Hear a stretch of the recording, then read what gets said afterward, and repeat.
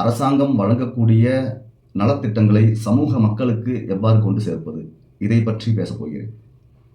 சமூக மேம்பாடு ஒன்று மட்டும்தான் சமூக மாற்றத்திற்கான வழியை ஏற்படுத்தும். சமூக மேம்பாடு அடைய வேண்டும் என்றால் நாம் நமக்கான திட்டங்களை சரியான முறையில் நடைமுறைப்படுத்த வேண்டும். இதை நடைமுறைப்படுத்துவதற்கு ஒரு கனவு உண்டு. அது என்னுடைய கனவு மட்டுமல்ல, நம் கனவு, நம் சமூகத்தின் கனவு. ஏராளமான அரசு திட்டங்கள், அறிவிப்புகள் வந்து கொண்டே இருக்கின்றது.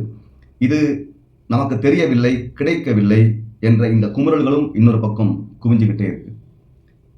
இதற்கு காரணம் அரசாங்கம் அறிவிப்பு செய்யக்கூடிய நலத்திட்டங்களில் அல்ல, அதை நடைமுறைப்படுத்தக்கூடிய சிஸ்டத்தில் ப்ராப்ளம் இருக்கு. How to change the system என்ற இந்த ஒற்றை கேள்விக்கு ஒரே ஒரு தீர்வு தாங்க. நாம் செய்யக்கூடிய எல்லா நலத்திட்ட பணிகளையும் நிறுவனங்கள் மூலமாக செய்ய வேண்டும். அதாவது இன்ஸ்டிடியூஷன்ஸ் ஓவர் இண்டிவிஜுவல்ஸ். காரணம், இந்த தனிநபர்கள் மூலமாக நாம் செய்யக்கூடிய பணிகள் இன்று அல்லது நாளை அந்த தனிநபர்கள் மறையும் பொழுது, மாறும் பொழுது அந்த பணிகள் நின்று போகிறது. ஆனால் அதுவே நீங்கள் இந்த அரசாங்கத்தினுடைய நலத்திட்டங்களை நிறுவனங்கள் மூலமாக செய்யும் பொழுது அது காலாகாலத்திற்கும் அழியாமல் அது அடுத்தடுத்த தலைமுறைகளுக்கு கடந்து செல்லும் என்பதில் மாற்று கருத்து கிடையாது. நான் சொல்லக்கூடிய இந்த இன்ஸ்டிடியூஷன்ஸ், நிறுவனம் என்பது நம்முடைய கணித்திற்குரிய ஜமாத்துகள் தான். இந்த ஜமாத்துகள் தான் என்றென்றும் மேலோங்கி நிற்க வேண்டும். அதற்கு நாம் அந்த முக்கியத்துவத்தை வழங்க வேண்டும். இதை நாம் ரொம்ப ஆழமாக பார்க்க வேண்டியிருக்கு. இன்னைக்கு அரசாங்கத்திலிருந்து பெண்களுக்கு, ஆண்களுக்கு, மாணவர்களுக்கு, இப்படி ஏராளமான நபர்களுக்கு நிறைய நலத்திட்டங்களை அறிவிப்பு செஞ்சுட்டே தான் இருக்கிறாங்க. உதாரணத்துக்கு பெண்கள் நீங்கள் எடுத்துக்கிட்டீங்கன்னா, நான் சார்ந்திருக்கக்கூடிய முஸ்லீம் மகளிர் உதவும் சங்கத்தின் மூலமாக ஒவ்வொரு ஆண்டும் 30 லட்சம் ரூபாய் வரை நாம் இந்த பெண்களுக்கு பொருளாதார உதவித்தொகையை வழங்குகிறோம். அதே மாதிரி டாம்கோ என்று சொல்லக்கூடிய தமிழ்நாடு சிறுபான்மையினர் பொருளாதார மேம்பாட்டுக் கழகம் மூலமாகவும் தொழில் வளர்ச்சிக்கு உதவித்தொகையை வழங்குகிறார்கள். சுய உதவி குழுக்கள் மூலமாக அவர்கள் தொழில் செய்வதற்கு பொருளாதார உதவிகள் வழங்குகிறார்கள். தையல் மிஷின் இயந்திரங்கள் வழங்கப்படுகிறது. இந்த பெண்களுக்கு சிறு தொழில் பயிற்சி மையங்கள் உருவாக்கி அதன் மூலமாக பயிற்சிகள் வழங்கப்படுகிறது. இப்படி பெண்கள் முன்னேற்றத்திற்கு ஏராளமான திட்டங்களை அரசாங்கம் வழங்கி வருகிறது. இன்னொரு பக்கம் நீங்கள் உலமாக்களுக்கு எடுத்துக்கிட்டீங்கன்னா, அவர்களுக்கான ஓய்வூதிய திட்டங்களை அறிவிப்பு செய்கிறார்கள். கண்ணாடி வழங்கக்கூடிய திட்டங்கள் உண்டு. இருசக்கர வாகனங்கள் வாங்குவதற்கு மானிய தொகை வழங்கக்கூடிய திட்டங்கள் உண்டு. ஆண்களுக்கு டிஐசி என்று சொல்லக்கூடிய டிஸ்ட்ரிக்ட் இண்டஸ்ட்ரியல் சென்டர், மாவட்ட தொழில் மையம் என்று சொல்லக்கூடிய அந்த வங்கியின் மூலமாக லட்சக்கணக்கான ரூபாய் தொழில் செய்வதற்காக அரசாங்கம் வழங்குகிறது. டாம்கோ மூலமாக ஆண்களுக்கு உதவிகளை செய்கிறார்கள். ஆட்டோ ரிக்ஷா வாங்குவதற்கான திட்டம், எம்எஸ்எம்இ, முத்ரா, இனியும் ஏராளமான ஸ்கில் டெவலப்மெண்ட் திட்டங்கள் எல்லாம் அரசாங்கம் வழங்கி கொண்டுதான் வருகிறது.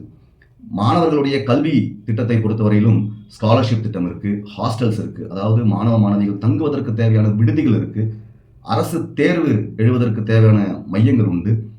இனியும் ஏராளமான கல்வி பயில்வதற்கு அப்போது அவர்களுக்கு பொருளாதார ரீதியான உதவிகள் வழங்குவதற்கான திட்டங்கள் இருக்கு. இந்த வகையான திட்டங்கள் எல்லாம் நாம் அடையணும் என்று சொன்னால் அதற்கு ஆவணங்கள் மிக முக்கியமான அவசியம். இந்த ஆவணங்களை கூட நம் சமூக மக்கள் சரியான முறையில் எடுத்து வைப்பதில்லை. அதற்குண்டான ஒரு ப்ரொசீஜர்ஸ் நம்ம அவங்களுக்கு கற்றுக் கொடுக்க கூட கிடையாது. இதையெல்லாம் நம்ம சரி செய்ய வேண்டியது அடிப்படை ஜமாத்துகளிலிருந்து இந்த சமூக மக்களுக்கு இந்த சிந்தனையையும் விழிப்புணர்வையும் ஏற்படுத்தி அவர்களை நாம் தயார் செய்ய வேண்டும். அப்படி ஜமாத்துகள் முன் இப்படி ஒரு திட்டங்களை நாம் சமூக மக்களுக்கு எடுத்து செய்யும் பொழுது நிச்சயமாக ஜமாத்திற்கும் மொஹல்லாக்களுக்கும் இடையில் இருக்கக்கூடிய அந்த பிளவு அல்லது அந்த கேப் அது சரி செய்யப்படும். அங்கே மாற்றங்கள் நிச்சயமாக உருவாடும் இந்த மேம்பாட்டின் மூலமாக. இதைத்தான் நாம் ஜமாத் கவர்மெண்ட் பார்ட்னர்ஷிப் என்ற இந்த வார்த்தையை நாம் உச்சரிக்கிறோம். இதை எப்படி நாம் ஸ்பிளிட் பண்ணி பார்க்குறோம்னா, ஜமாத்துகள் அந்த சமூக மக்களுக்கு தேவையான கல்விகளை வழங்குவதற்கு இடவசதிகளை ஏற்படுத்தி தேவையான சூழலை உருவாக்கி கொடுப்பது, கல்வி பயில்வதற்கு, முகாம்கள் நடத்துவதற்கு, இனியும் ஏராளமான நலத்திட்டங்களை அங்கே விழிப்புணர்வு ஏற்படுத்துறதுக்கு ஜமாத்துகள் முன்னின்று அந்த தேவையான சூழலை உருவாக்கி கொடுப்பது. அரசாங்கம் அந்த மொஹல்லாவில் இருக்கக்கூடிய மக்களுக்கு ஜமாத் மூலமாக கல்வியை வழங்குவது, பயிற்சிகளை வழங்குவது, அவர்கள் என்ன பயின்றார்களோ அந்த தொழிலை செய்வதற்கு தேவையான பொருளாதார நிதி உதவியை அவர்கள் வங்கி மூலமாக வழங்குவது.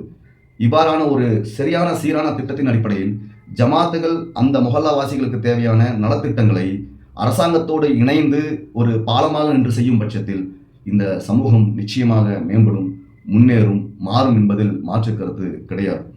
இதை நாம் எப்பாடுபட்டாவது செய்ய வேண்டும், செய்தே ஆக வேண்டும். இன்ஷா அல்லாஹ் நாம் அனைவரும் ஒன்றிணைந்தால் இதை நாம் செய்ய முடியும்.